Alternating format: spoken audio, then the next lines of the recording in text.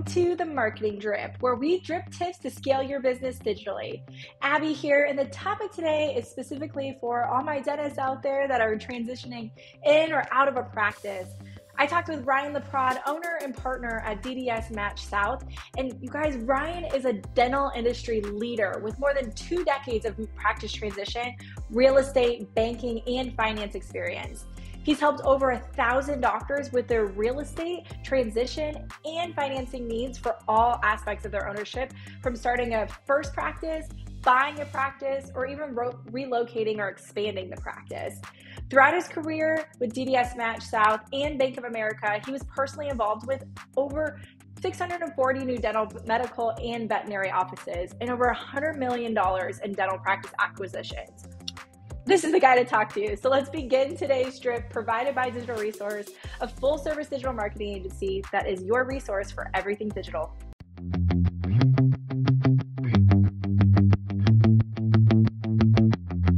Hello, Ryan. Yay! Hello. Thanks for joining today and dripping some knowledge on us. I'm really excited to have you because you have such an extensive background, Ryan, when it comes to the banking world, and then now helping doctors, whether they want to transition and get into a new practice or they want to transition out. Thank you for being here, and I'm just glad to be here. Excited. So let's just dive in because there's two angles of this, right? You're going to be the doctor that is looking to be part of a practice and then an exit plan out. So first off, let's start with, if you're a doctor looking to join a practice, what advice would you give them, Ryan, based on your background? Yeah, sure. So my first advice is to always be prepared and be punctual in the interview. Do a little research on what that practice is doing as far as what type of dentistry they're doing. Maybe understand what they're looking for, and then how you can complement that and bring value to the practice. Maybe articulate your long-term goals and how that might fit in. If you're looking for ownership, looking for a long-term associate position, a lot of times hiring doctors, they want to be a mentor. They may offer equity down the road. So having all that kind of on the table and asking about that on the front end is always a good thing. Yeah. And Ryan, what have you really seen? Because there might be people out there that really don't know if they want to join another practice. They might like where they're at, or maybe they're thinking I want something new. What are the type of situations you see people in that want to transition into another practice and want to become an associate? Sure. Yeah, so there's all types of practices out there. There's groups that own, 5, 10 practices in town. There's large corporate, DSOs, private equity owned practices. And then there's the small practice, the single doctor owned, or maybe 1 or 2 doctors. So every opportunity offers a unique way to practice dentistry. So just understanding how those types of practice fit in with what you want to do long term. If you want to find a good home and maybe eventually own part of a practice or all of a practice, then targeting that smaller single doctor owned opportunity when they're looking to hire an associate is going to be a great option.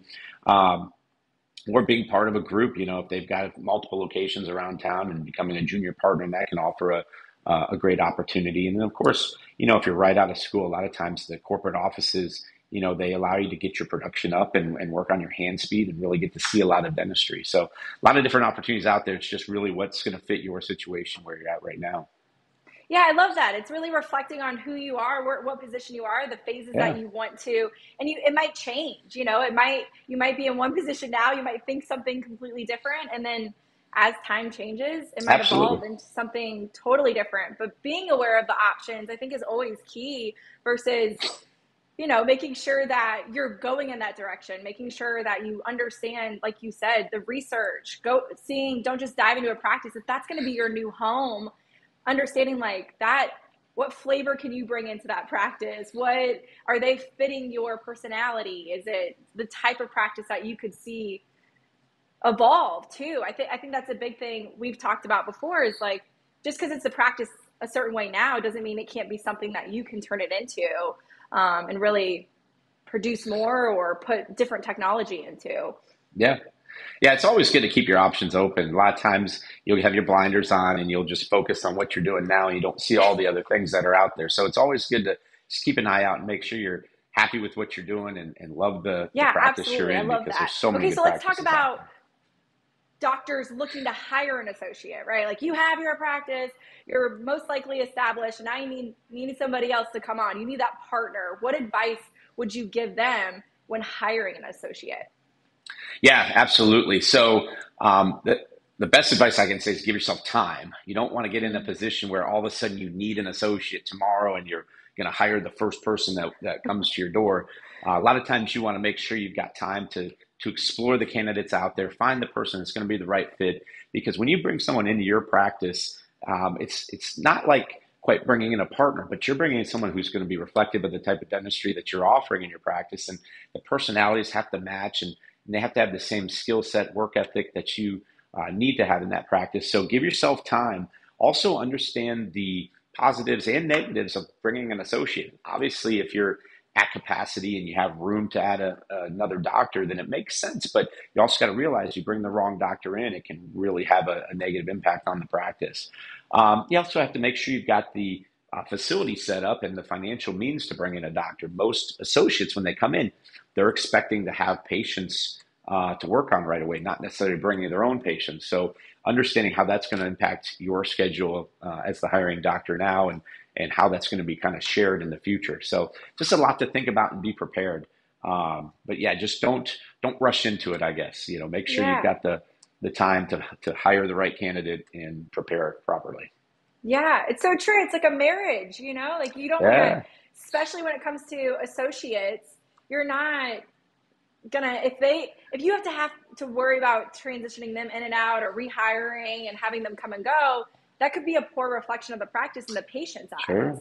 Yeah, So, associate turnover is a very big negative impact on a practice. You don't want to have a new associate every 6 months.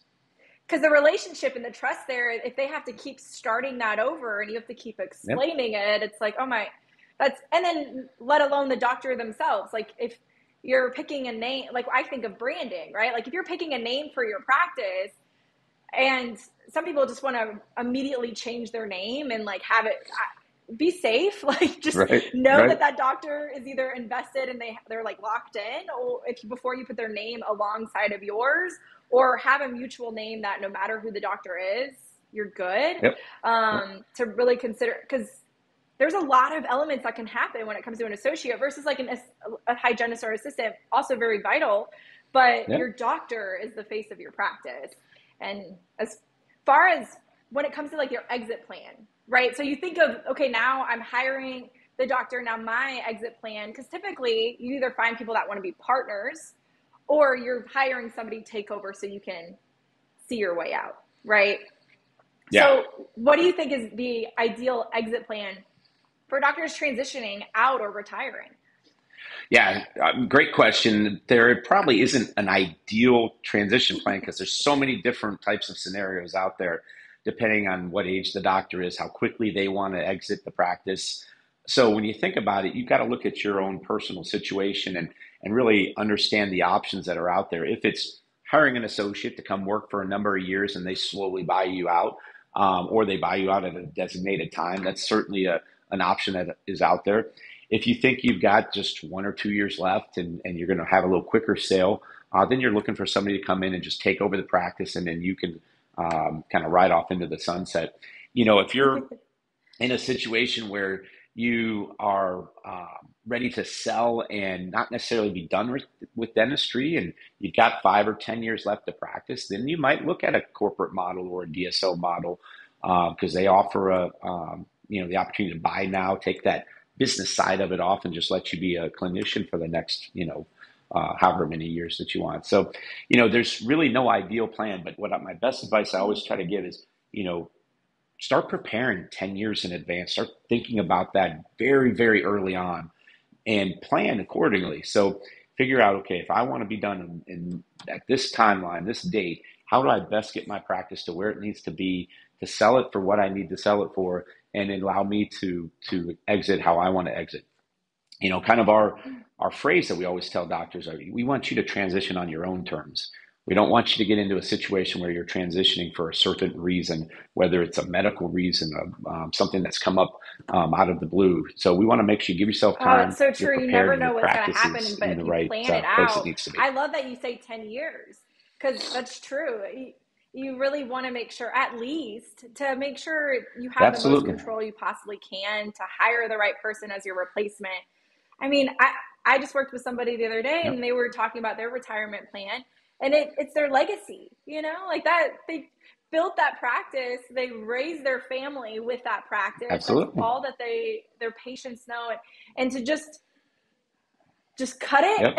and like start somewhere new, or things happen, like if you pass, you might have that in the Yeah. hands of somebody else that doesn't represent the brand you wanted, that doesn't represent your legacy, your clinical care, the it's part of the community. And that's just such a gut feeling. You're like, oh my gosh, you hmm didn't have a plan. Like, what are you Yep. Yeah. You got to be doing? prepared. And there's certain things you can do now, even 10 years in advance or 7 or 5 years in advance, that are going to impact what you get for the practice when you do sell it. So there's just so many things you can be thinking about and doing just to make sure you're in the right spot. So just start early. That's my best advice because there's no ideal exit strategy out there. So Yeah, absolutely. And I feel like a lot of times too, when it comes down to, I would highly encourage everybody to also make sure part of that transition plan, which we've talked about this, Ryan, is the marketing approach to it too. Make sure you're communicating.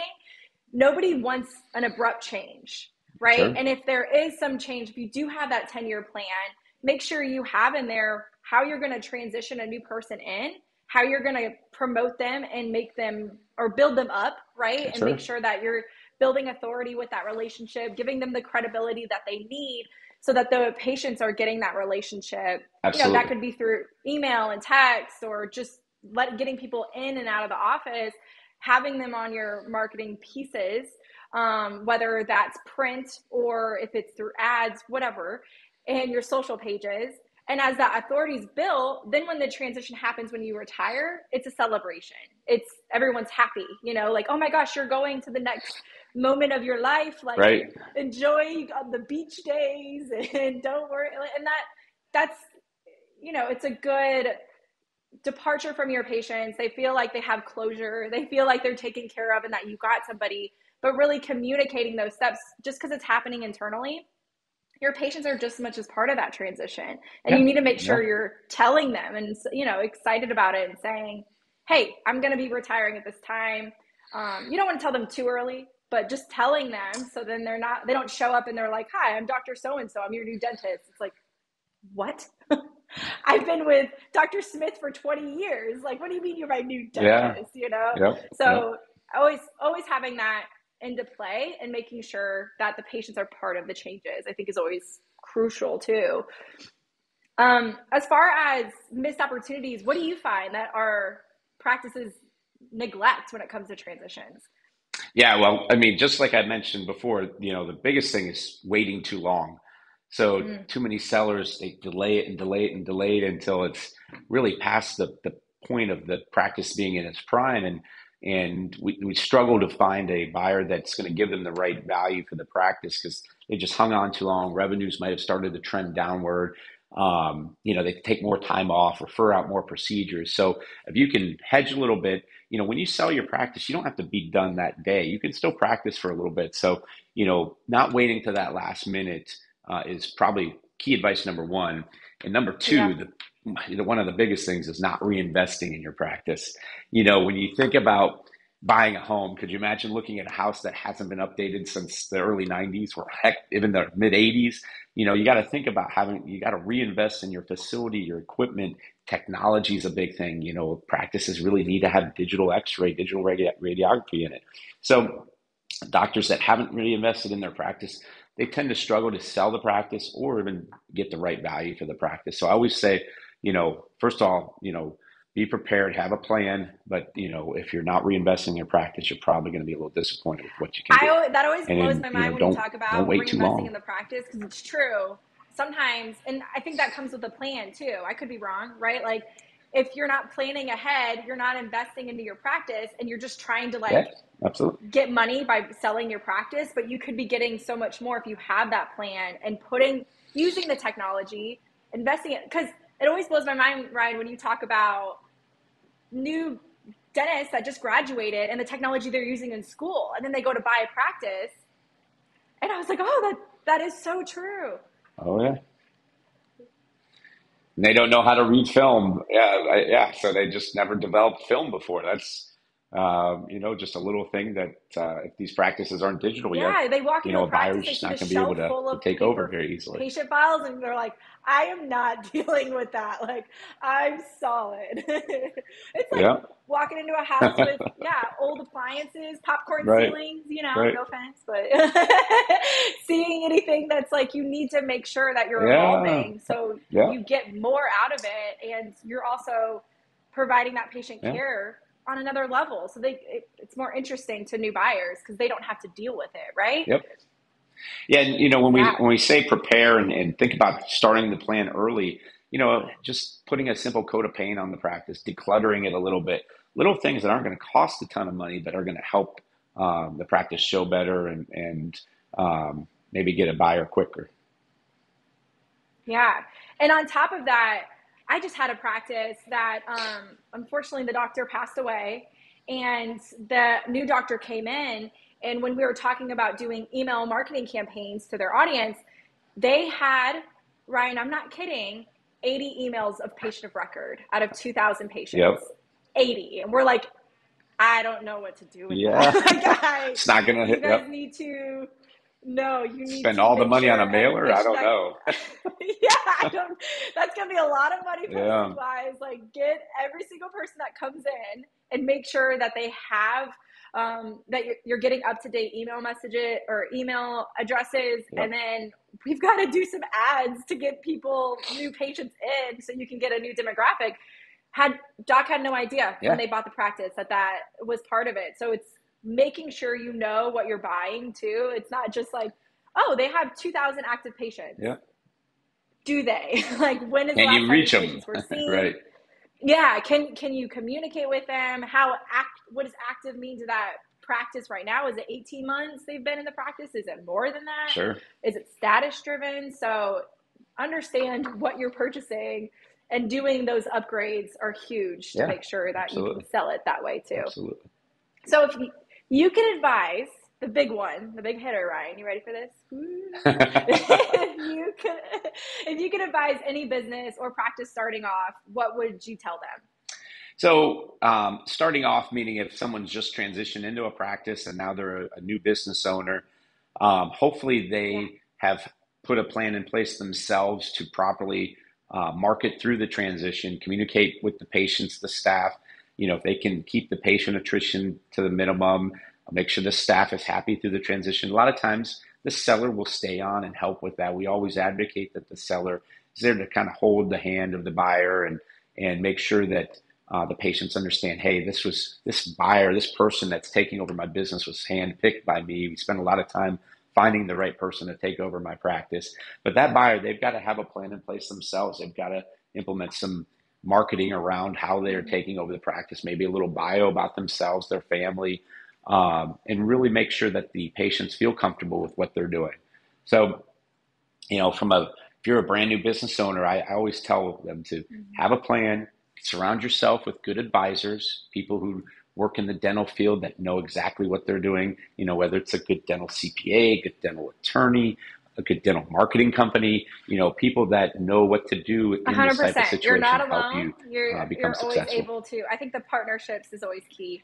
Just like you look for a partner as an associate, if that may be, also get experts of every field that you want, and don't feel like you have to learn all that. I love that, Ryan. You couldn't have said it better. Sure. Well, Ryan, thank Yep. you so much for talking with me Yeah, today. thank And you. thanks everybody for tuning in. It's been so amazing to pick your brain, Sure. like always. I appreciate you. If anyone wants to learn more about how to transition your anytime. practice or have Ryan and his team take care of you, go to DDSmatch.com or give him a call at 614-402-3952. Bye, guys.